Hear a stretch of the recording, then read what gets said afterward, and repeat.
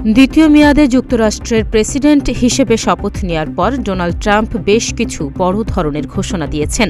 এর মধ্যে মেক্সিকো সীমান্তে জরুরি অবস্থা ঘোষণা, পানামা খাল ফেরত নেয়া এবং বিদেশি পণ্যের আমদানিতে শুল্ক বৃদ্ধির মতো বিষয়গুলোও রয়েছে। এছাড়া বাইডেন আমলের ৭৮টি নির্বাহী আদেশও বাতিল করেছেন তিনি। ২০০১ সালের ৬ জানুয়ারি ক্যাপিটল হিলে দাঙ্গার ঘটনায় জড়িত প্রায় ১৫০০ জনকে ক্ষমা করেছেন ট্রাম্প। তিনি তাদেরকে রাজনৈতিক বন্দী হিসেবে চিহ্নিত করেছেন এবং ক্ষমা করার প্রতিশ্রুতি দিয়েছিলেন। ট্রাম্পের শপথ গ্রহণের দিন তার সমর্থকরা ডিসি জেলের বাইরে অপেক্ষা করছিলেন এবং তিনি ক্যাপিটল ওয়ান অ্যারেনায় ভাষণ দেওয়ার সময় এই ঘোষণা দেন।